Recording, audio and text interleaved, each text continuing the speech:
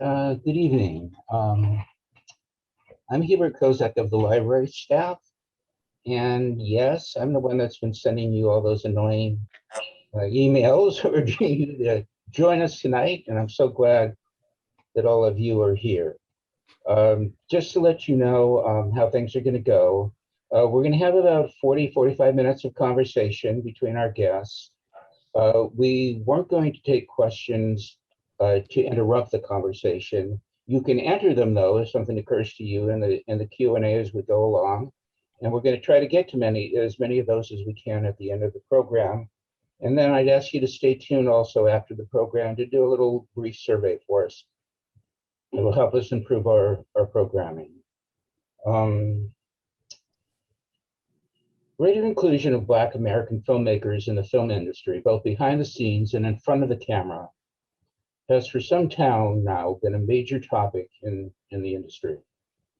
In learning about the history of Black cinema, we can understand more about both the causes and patterns of exclusion, gain knowledge about the ways we might make filmmaking more diverse and representative, and develop an understanding of why it is important to do so.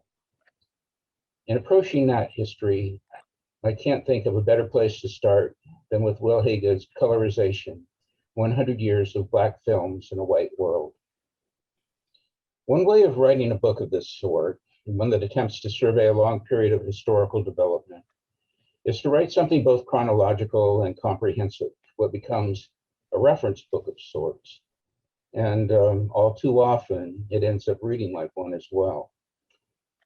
We've all struggled through plenty of those, I suppose. But in a book that takes this approach, what ends up being sacrificed to a large degree is a discussion about the meaning of the topics and events. And reading about a sequence of events doesn't give you much of a chance to make an emotional connection either. What I admire so much about Colorization is that Will Haygood has chosen to tell a story. He has built this book around major figures in the history of Black cinema, told the stories of their early lives beyond just the years of their active work or celebrity, shown how their experiences were representative of the experience of other aspiring Black artists in the industry at the time.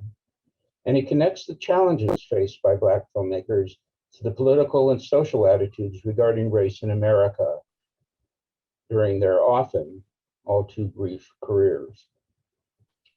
Colorization is a book that is enjoyable to read, that will introduce you to people important in the history that you may not know about, and it has new and important stories to tell about the lives and careers of people you may think you already know.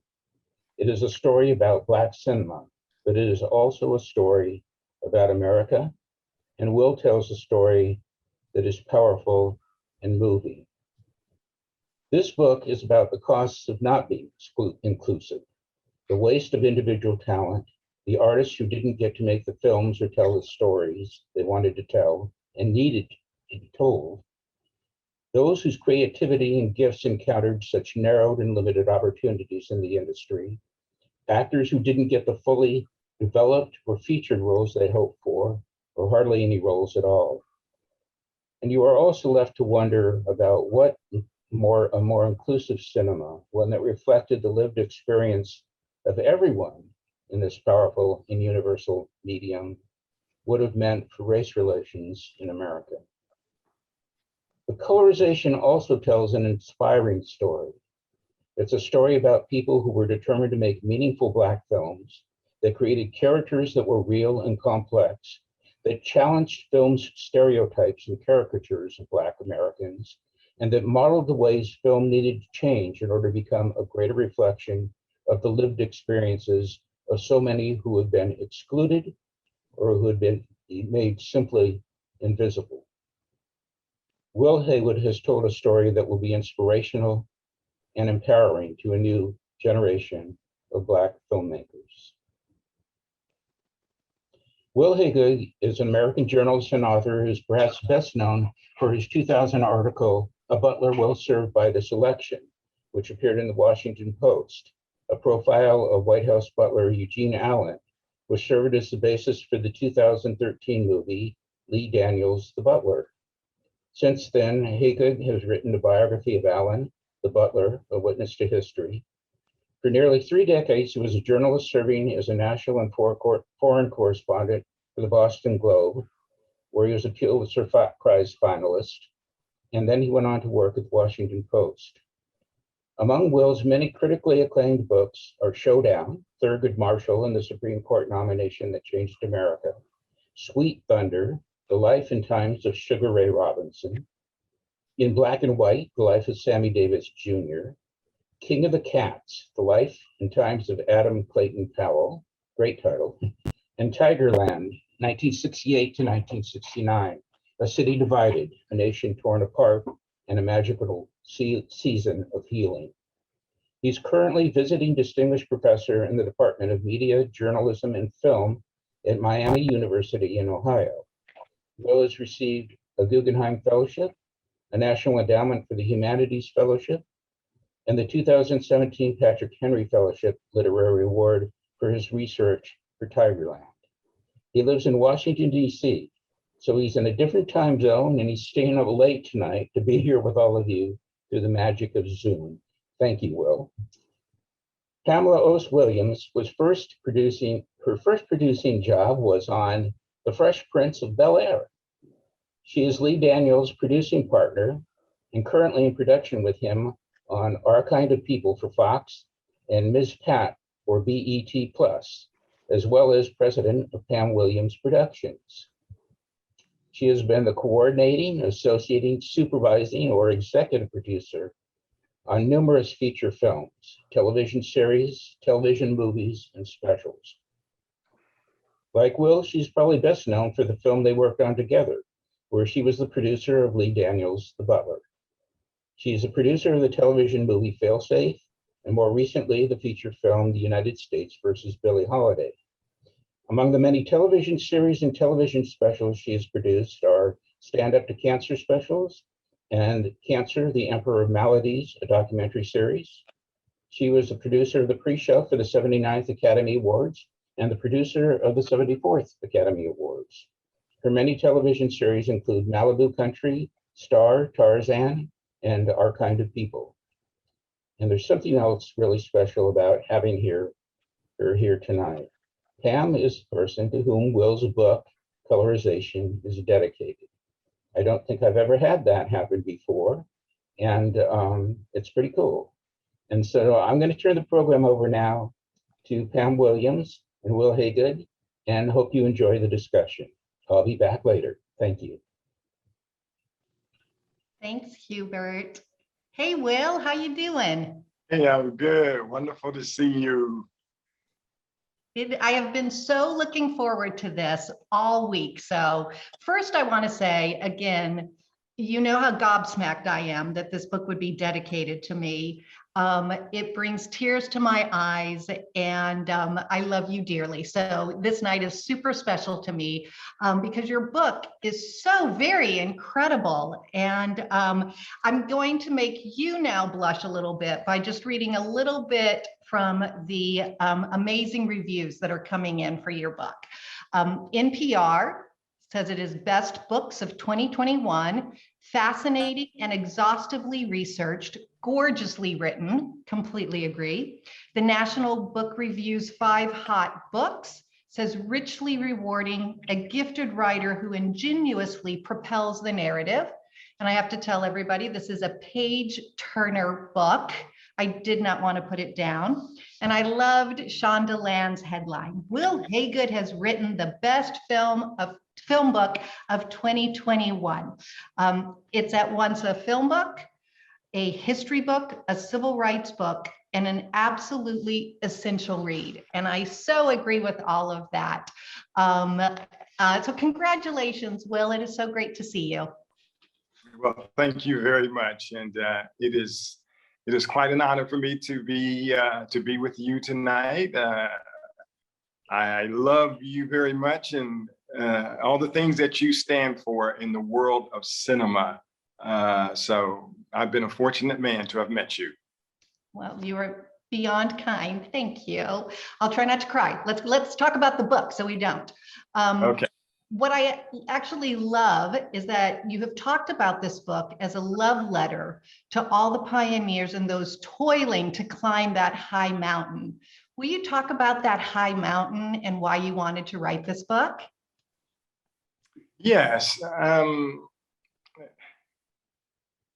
When I was a kid, when I was growing up in Columbus, Ohio, my first trip, solo trip outside of my home was to the movie theaters. On Sunday, and the ritual would be church and the movie. Church first, and then you get to go to the movie. All right, and, good order. Yeah, and I was like 9, 10 years old, and I would be allowed to go to the Garden Theater on North High Street in Columbus, Ohio. And looking up on the 60-foot wide screen, I fell in love with the movie stars. They were people like Robert Mitchum, John Wayne, Liz Taylor, Tony Curtis, just a wonderful array of movie stars. And as a kid, I realized that they all had one thing in common. They were all white.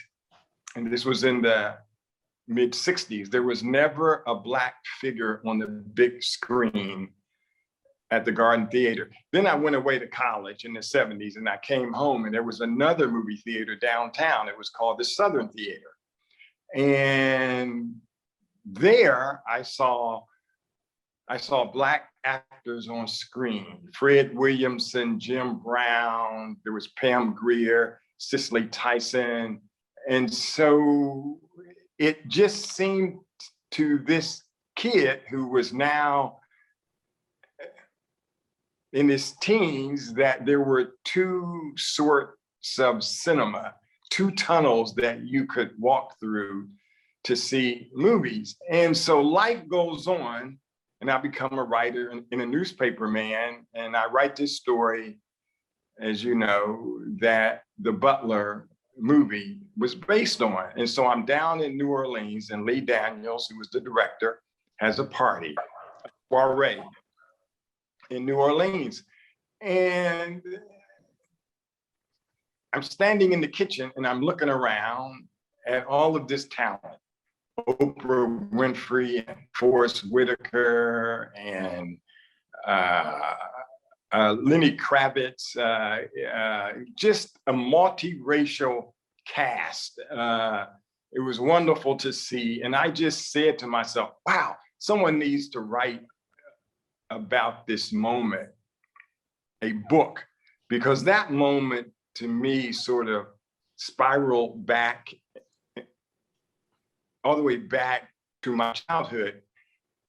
And Terrence Howard, who was also in the movie, walked over to me and said, well, you ought to write that book. And so I started working on this book in around 2017, and realized very quickly that in 1915, there was a very racist movie that came out, and it was called The Birth of a Nation. And then 24 years later, in 1939, there was another movie, Gone with the Wind. So in this early period of cinema, there were two big epic movies that fascinated the nation that were anti-Black movies, you could say. And as a historian, I had to figure out why that happened and what it would mean for this book. And talking about Gone with the Wind, one of the things I love about the book is that it's about characters. It's not just about the films. It's about the characters behind the films, in the films, and the struggles that they went through, that high mountain that you talk about that they have to climb. And one of those characters that you talk about and just mentioned is Hattie McDaniels. And you know, reading about her as a source of both pride and shame in the African American community is so interesting. Talk about that duality. Yes, she had hoped to go to Hollywood and maybe sing in nightclubs, but she started getting these roles as maids. And so she was cast in roles, made her look like the very frumpy maid. Her skin was very dark. She was a large woman. And this sort of set in motion the stereotype of the Black maid. Now, what was very fascinating about her is that she wanted the role in this epic movie, Gone with the Wind, but her character had one name, Mammy. That was the name in the book and that Margaret Mitchell wrote, and that was the name in the script. So you already see that her humanity has been robbed of her. She's in the movie just as Mammy. And so Hattie McDaniel films her role, and she doesn't get invited to the premiere in Atlanta. Clark Gable stood up for her and argued that she should be there, but he lost that battle. What is fascinating to me is all these little things that I found out while I was doing this book. Although Hattie McDaniel was not at that showing in Atlanta, there was a local Black choir in the balcony that was singing on the night of the premiere festivities for Gone with the Wind. Wow. Children's choir, an all Black children's choir. One of the members of that choir was little Martin Luther King Jr. Wow. And so it's moments like that that really made me think how important this book would be. I mean, he's destined to become this nation's formidable moral leader. And here he is at this event where the Black star is not allowed to come. Of course, Hattie McDaniel was nominated for an Oscar, and she would go on to become the first Black to win an Oscar statuette for that role. Wow. And yet not allowed to sit at the table with everybody else of the cast the night of the Academy Awards. And I want to talk a little bit about the Academy Awards later on, and the amazing night in 2002 that took place. But first, I want to talk about more of these wonderful characters that you have in the book. Another one that really just stuck out to me was Melvin Van Peebles, who reminds me very much of our dear Lee Daniels, in that he was such an audacious filmmaker, and he would go to such great lengths to get his film made, and was such part of that transition between the 60s into the 70s, you know, with film. And I absolutely love the story about how, you know, after Watermelon Man, which showed it could be a success, that he couldn't get funding from the studio system for a second, much like our Lee Daniels, and, you know, had to go out and find the money where it is, and kind of some of the loopholes and hustling that he did. Do you want to talk a little bit about him? It's such a fascinating character. Yes, it's hard. I mean, it's a hard trek to make a film, and no matter who you are, it just is. And years before Melvin Van Peebles, there was a man by the name of Oscar Micheaux. And he grew up in the Midwest, and then he went to, of all places, he was a Black man. He got a loan from the Homestead Act and went to South Dakota and lived on a farm for several years. He got bored. He was successful as a farmer, but he also suffered drought, money woes. And so at night he started writing books. And there was this mean-spirited movie that was still playing in movie theaters all throughout the 1920s. And that movie, of course, was The Birth of a Nation. It was a savage attack upon Blacks. Oscar Micheaux thought that he could take his books and maybe turn them into films. And so he started raising money. He started making short films. Then he started making larger films. He was a strange sight. Here he was, a man who was Black, going in and out of these rural towns, asking people to give him money to make his movie. And he finally found success, and he became this nation's first serious Black filmmaker. And he showed a way of how you can get it done, because he had nothing to do with the Hollywood studios. He was a man. He was a man all alone, mostly. But he would go to theater owners and say, hey, look, here's my film. And I know that there's a whole lot of Black people in this town who would love to see my films. And they did, and he started making money. Melvin Van Peebles. He was born in Chicago. He went to college in Ohio. And then in the late 50s, he ends up in San Francisco. He was a taxi cab driver, short story writer. He started taking a lot of photographs. He became interested in cinema. He couldn't get a foothold in San Francisco or LA. So he did what a lot of other Black artists like James Baldwin or Ralph Ellison or Richard Wright. He went to Europe. He went to Paris. And in Paris, he learns the language, and he gets some grants, and he starts making short films. And then he makes a film in French called A 3-Day Pass. And that becomes successful, and it gets him well known. And then the powers that be in Hollywood summon him back to LA.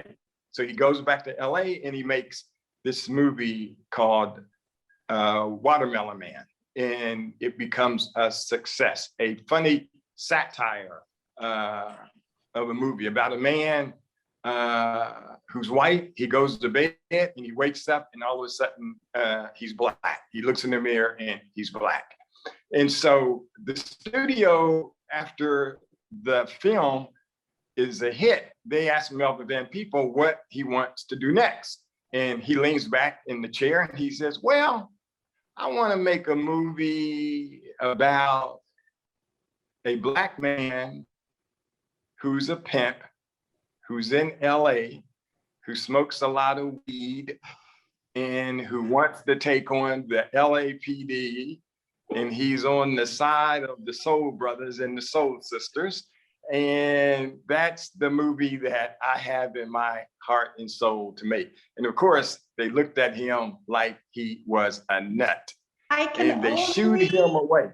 I can only imagine what that meeting must have, seriously, I've been in some, but that, oh my goodness. Yes, okay, keep going. Yeah. That's funny by itself.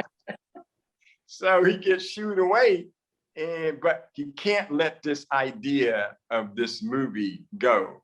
And he says to himself, I'll raise the money on my own. And he starts getting $5,000 here, $15,000 there, $50,000 there, $100,000 there. And he has a $500,000 budget. He has a script. He doesn't have enough money to hire a named actor to play the title role of Sweetback, the stud pimp. So he hires himself.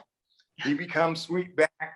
and the movie starts filming. Nobody wants to show it because why? It's an X-rated movie. There's a lot of nudity in it, even though it does have this interesting message about civil rights and police brutality. And so Melvin Van Peebles finds somebody to book his film in 2 theaters, Atlanta and Detroit. It becomes a massive hit. It starts playing in all kinds of theaters around the country. Blacks and whites line up to see the movie. It's called Sweet Sweetback's Badass Song. And we just lost the great Melvin Van Peebles not long ago, but he showed the way of how you can overcome the system in Hollywood, raise your money, and make your movie. People like Lee Daniels and Spike Lee have done the same thing. Yep. And I love that you tell the story that when he was trying to figure out how on this low budget to get it made, he found the loophole that SAG, minimums don't apply if it's a porn film. So he officially called it a porn film so he could get it made, which is it's such a spectacular story.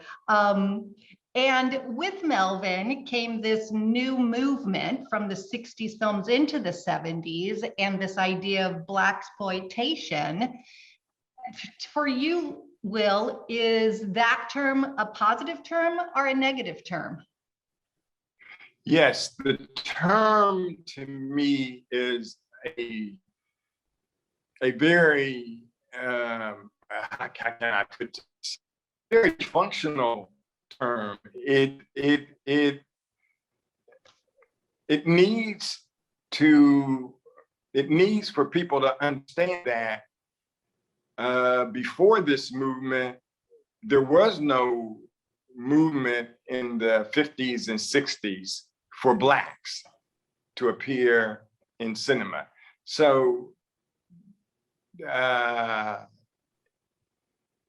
was a lot of positives because when you saw people like Richard Pryor and Calvin Lockhart and Pam Grier all of a sudden show up, and they were not being cast in mainstream movies. So you had this era that some people, years after it had passed, well, and there were some people who were saying it at the time that films were in theaters. Films like Foxy Brown, Shaft, Superfly, this whole movement, some people thought, and there was too much nudity, and there were too many curse words, and there were drugs.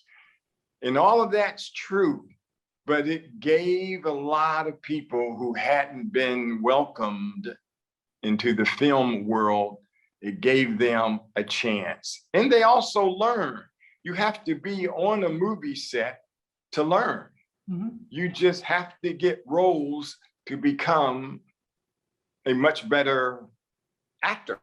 Mm-hmm. Yeah, it seemed like a very empowering time for Black artists to be telling their authentic stories or stories that they wanted to tell. And what I found interesting also, what I, again, love about your book is the context that you give across these 100 years. And going back to Oscar Micheaux, who said, if Blacks want to be represented correctly, Black filmmakers need to be making those films. And it really wasn't till Melvin Van Peebles that once again, they were put in that kind of driver's chair, and that between those times, Blacks were represented on film through the sieve of white writers and white directors. And so how could they not be stereotypes through that kind of white sieve, which really, again, is at the heart of your book, Black films in a white Hollywood. Talk a little bit more about that.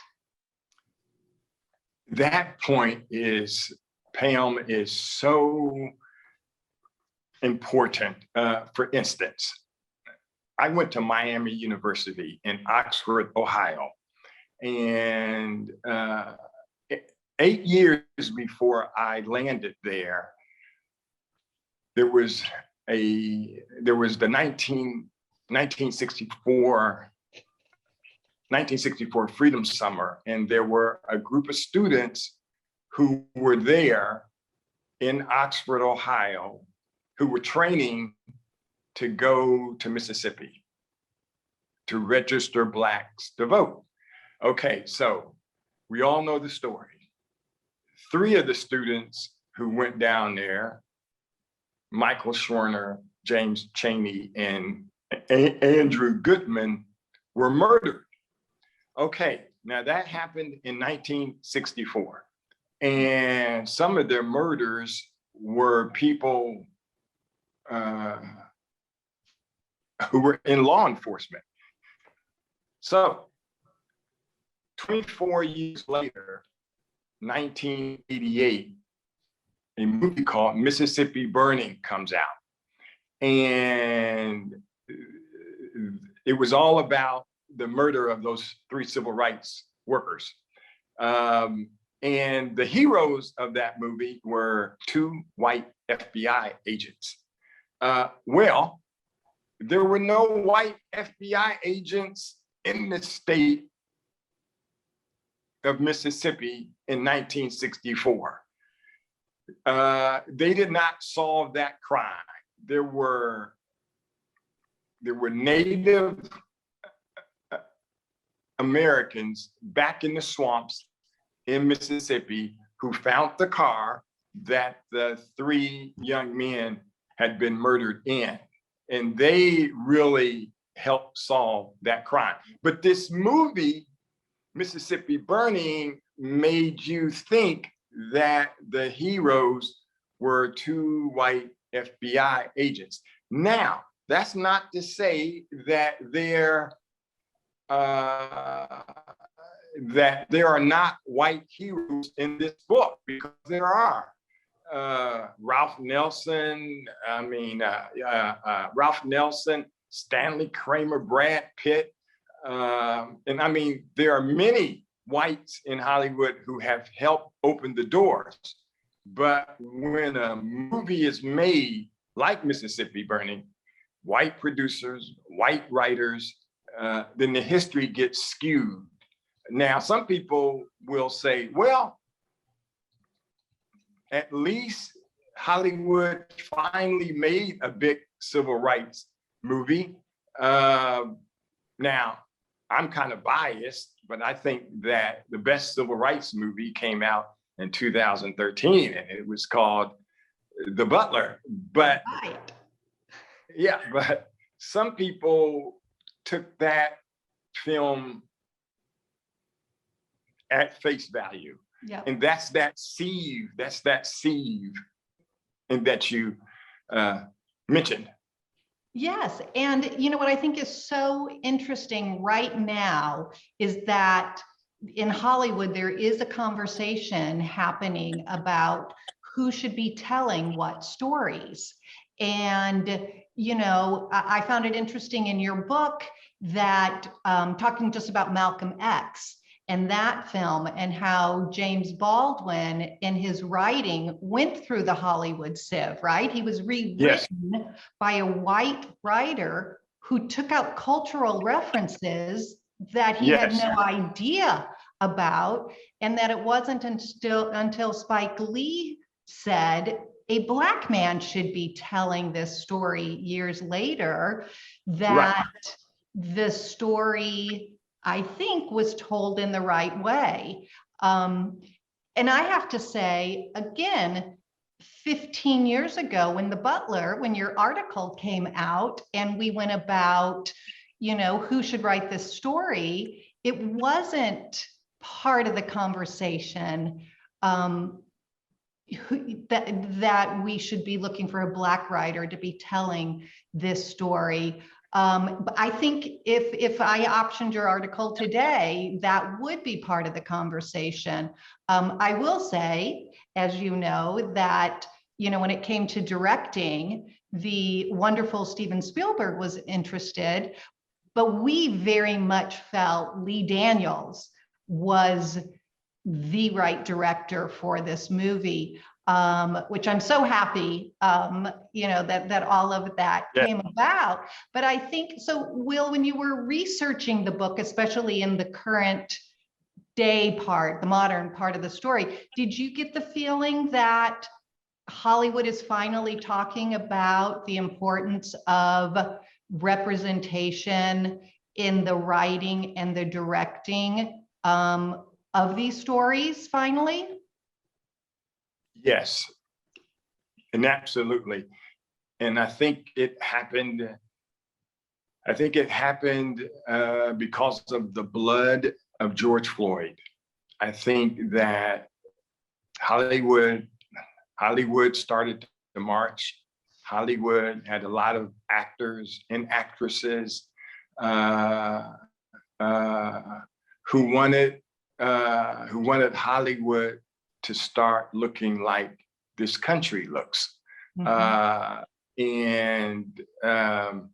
And I think that we can see through the streaming services, Hulu, Apple, other services, I think that filmmaking is starting to become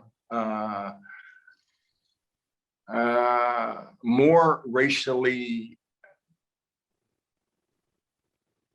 alert. I mean, look, it's only been in the last year that we've seen TV commercials with Black and white couples married, or same-sex couples. Right. And so, yeah, you know, that's only been in the past year.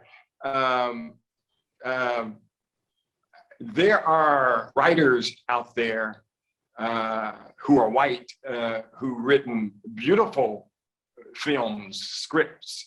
One of them happens to have been the writer who wrote the Butler script, Danny Strong. Beautiful job. Absolutely. Opened it up. Yeah, opened Absolutely. It up, made an epic movie. I think that there's room at the table for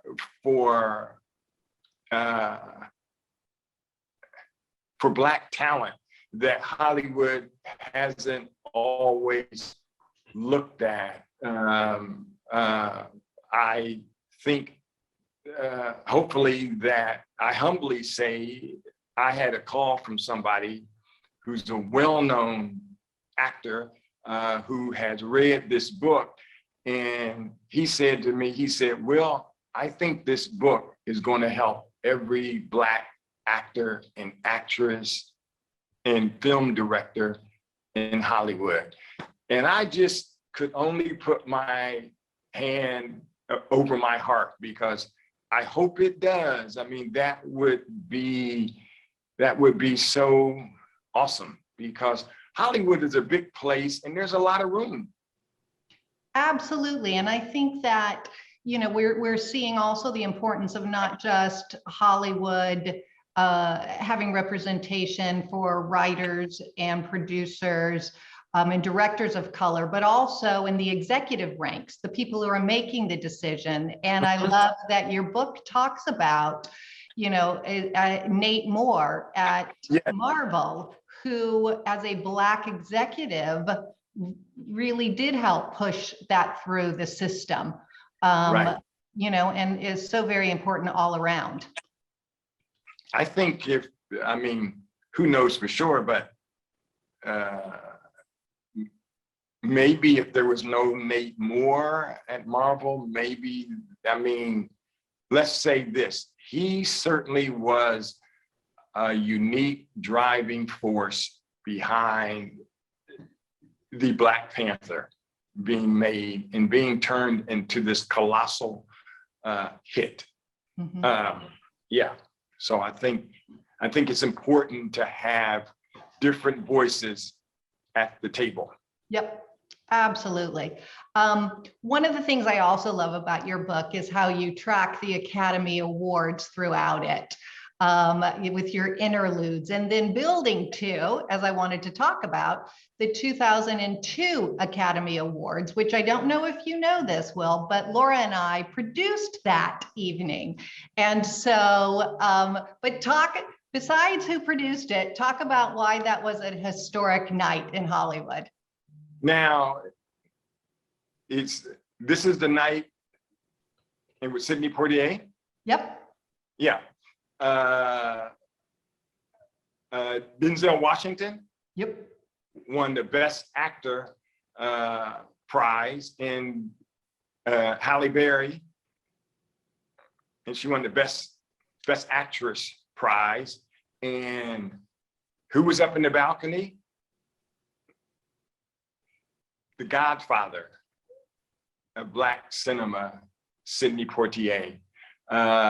So that was a very, very special moment. I mean, literally, people cried all across this nation, especially Black folk, because they just could not have thought that such a day would come. And it came. And you know, there was a lot of hope, and that was linked to that night. And some things happened down the road that made the night not as buoyant forever as we thought it might be. Exactly. And so you have 2002, a historic night, such hope, and yet come 2015, 2016, hashtag Oscars so white, not one Black nominee in any of those categories.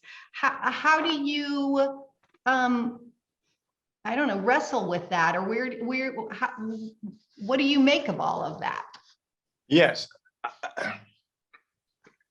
I tracked down Landon Jones, who was a People magazine editor back in the 90s, when that magazine did an issue, and it was all about why Blacks seem to be vanishing in Hollywood.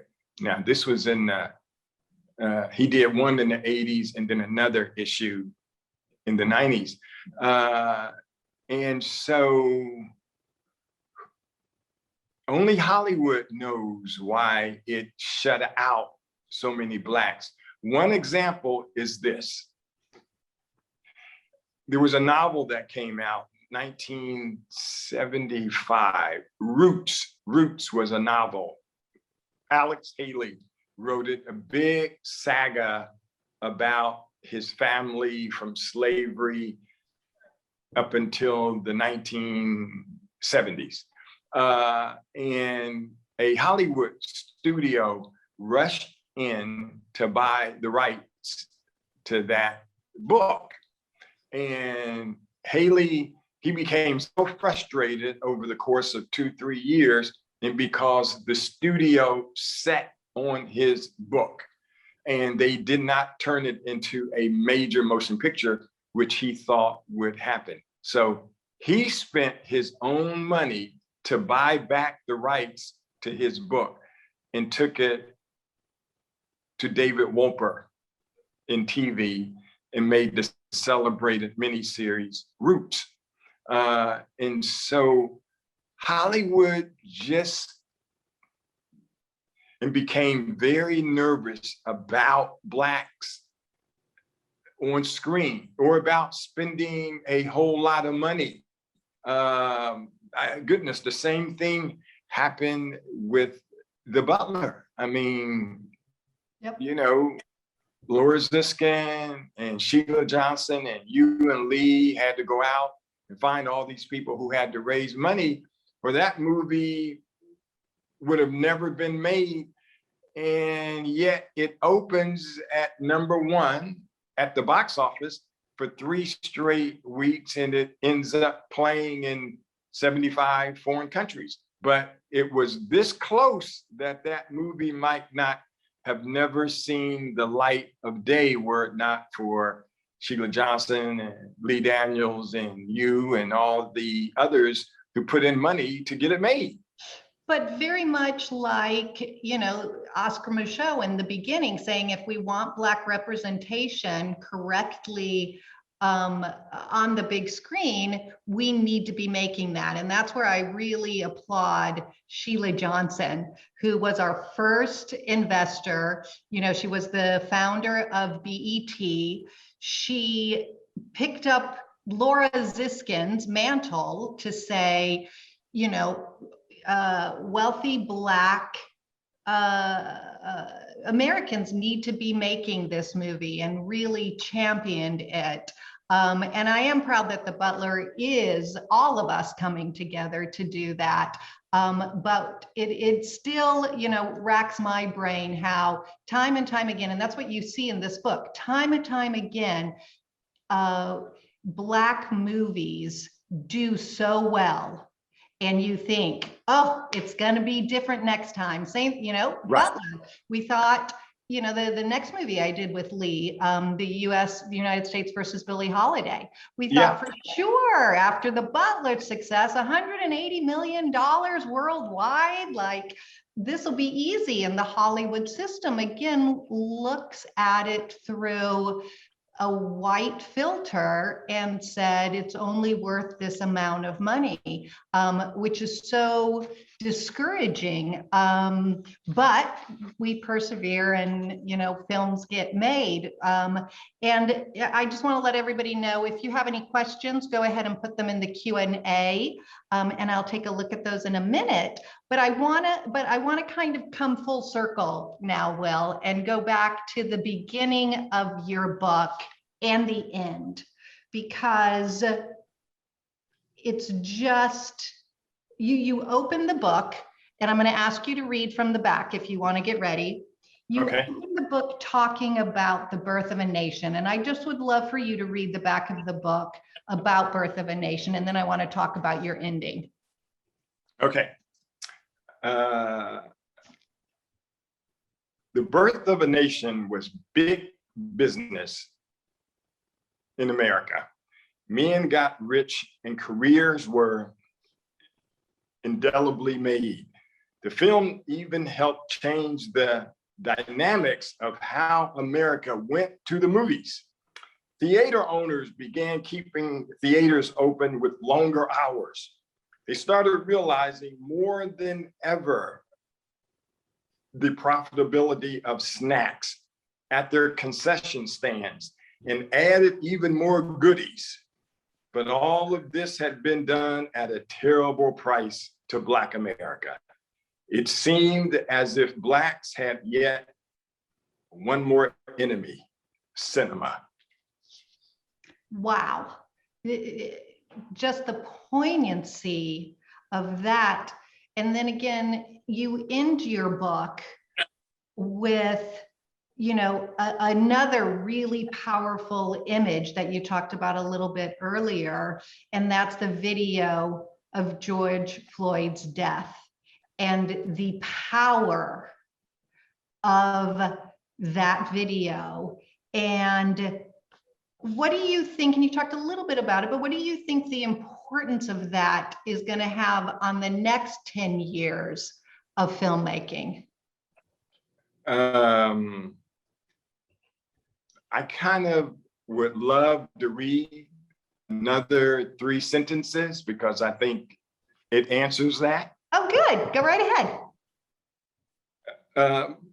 And this is toward the end because, you know, the movie, I mean, the book starts out with this filmmaker all on his own by the name of Oscar Micheaux. And toward the end of the book,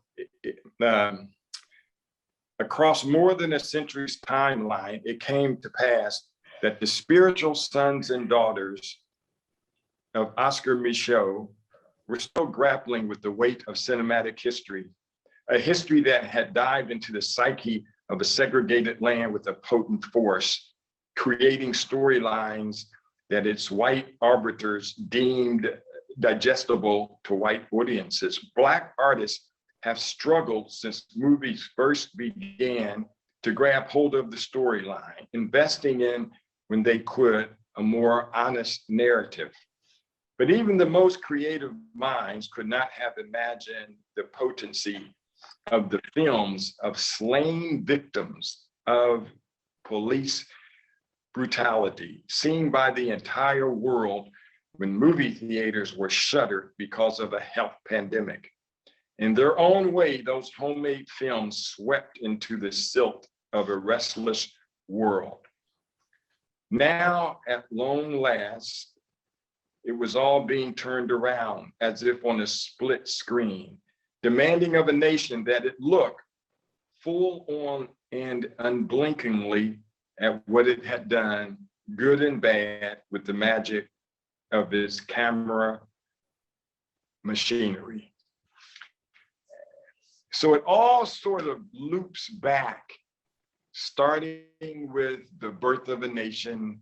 Then you go to 2017 in the Charlottesville uprising with the KKK and Nazi foot soldiers. Then you have the killing of George Floyd, and then you have Hollywood waking up as never before. I think that if Hollywood seizes this moment, I think great things can happen. I think great films can be made because cinema is really, in a way, how we communicate with the rest of the world. I mean, you know, people see our movies. We make great movies in this country. We have skillful technicians, and we need to make movies that reflect the whole totality of who we are. And if Hollywood uses this moment to wake up, then I think that some wonderful things can happen, because these filmmakers aren't going to stop. They aren't going to go away. Lee Daniels, Ava DuVernay, Spike Lee, they're going to climb the next mountain in front of them. Users will be right there helping to produce these movies. I mean, it is going to happen. It just doesn't need to be as hard as it has been. Yep. Wow. Really beautifully said, as you've beautifully written this book too. I have a question from our audience that I will go to now. One of our viewers is asking, can you talk a bit about Diana Sands and what you think her career would have been like if she had lived longer? This viewer had just watched Claudine for the first time. And so talk a little bit about Diana Sands. Yeah, she is mentioned many times in this book, was a great stage actress in New York City. She was cast, by the way, in that movie, but she died before filming started. Actually, she had filmed a few scenes, and then she got really sick and she was replaced by Diane Curl. But Diana Sands was a legend in her own time, especially on the New York stage. She went to Hollywood and she was upset because Hollywood never gave her the roles that met her talent. But she was only 39 years old when she died. And so she was a big loss. And she was a remarkable talent. And I watched many, her films. There weren't that many, but and the one she was in, she was so wonderful. She was just a real talent and a great stage actress. She was lost to us way too soon. Wow, wow, wow, wow. Thank you. So if you were to encourage people to watch 5 films that you highlight in your book, and there's so many across the 100 years, but if you could distill it down to 5 films you want people to see, what 5 would that be? Okay, let's start with Imitation of Life. Oops, did we lose you? We may have lost you, Will. There you are. Oh, you're back. Yeah. You're back. Imitation of Life. Okay. Imitation of Life, and then Lilies of the Field with Sidney Poitier.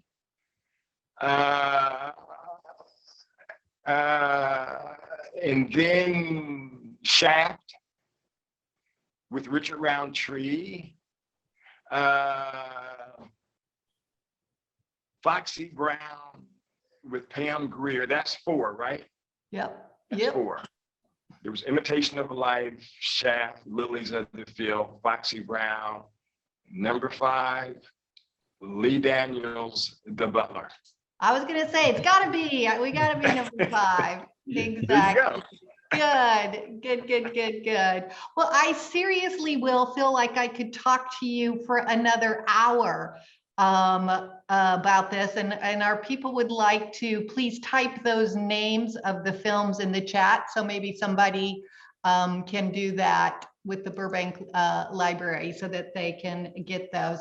Seriously, Will, this book is so spectacular on so many levels, and not just because it's dedicated to me, which again, I will forever thank you for that, but it's such an important book, and I just thank you for writing it, because I really feel that, everyone, especially who is working in Hollywood, should read it to see our past. Yes. And because only then can you really track your future. And there are so many lessons I feel to be learned from what you've written that I would just really encourage. I'll leave with this last question. I'm going to say, first, I will encourage everybody in Hollywood to read it as a must. Here it is. Encourage all of the film school students who are watching today, you must go out and read it.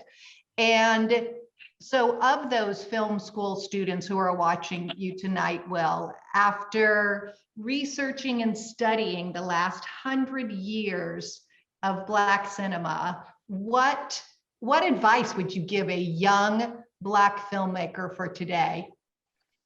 Yeah, there is someone in the book who I met. I was a young journalist, and I was at the Boston Globe, and I was sent to the University of Massachusetts at Amherst to interview a visiting writer. And that writer was James Baldwin, and who flows in and out of this narrative. But I remember, and this was at a time when I hadn't written a single book. At the end of my interview, I asked Mr. Baldwin, I said, sir, can I ask you one personal question? He was smoking a cigarette, and you know how he moved around. He said, oh yeah, baby, sure, go ahead, ask away. And I said, do you think, Mr. Baldwin, that I will someday be able to write books? Because that was my dream. I wanted to write books so bad. And he looked at me and he said, how the hell should I know? I have no idea if you'll be able to write books. Why in the world are you asking me that? And my head just sunk. I wanted to just run out of the house that I was in. But then he looked at me and he got much closer to me and he said, but I will tell you this, baby, whatever you do in life, you must go the way your blood beats. And those words hang on the wall of my writing study. So I'd say that any young student out there who wants to make films, if that's the way your blood beats, then you need to go the way your blood beats, because we need you and we need your voice. I absolutely love that, Will. It is beautiful. And I think that we should end on that, because I can't see how you can top that whatsoever. So yeah. I just want to say thank you, Will, so much for writing this book, for having this conversation with me. We should do this on a weekly basis, right? It's so very, very much fun. And I'll turn it back over to our friends at the Burbank Library to take it from here. Bye, Will. Bye-bye. Thank you. Thank you.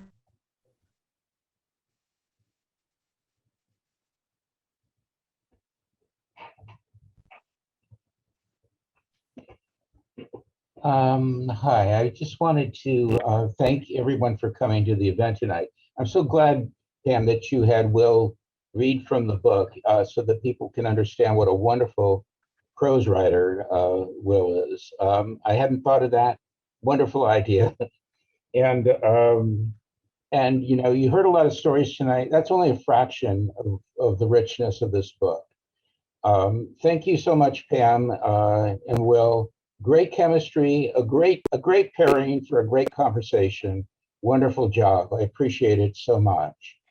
I want to thank everyone for thank you. Tonight. You're going to get a link. Everyone will get a link with the of the recording. If you enjoyed this, please send it on to friends and share it. And please help us by filling out a little survey at the end about the program, giving us some feedback. I also wanted to thank, in particular, the people at the film schools at USC and UCLA for helping us get the word out, and to everybody. There were so many people that helped publicize this event for us. Appreciate it so much. And I also encourage you to support independent bookstores. You can get this book at Flint Ridge Books in La Cañada if you need to have it right away. and you should get it right away.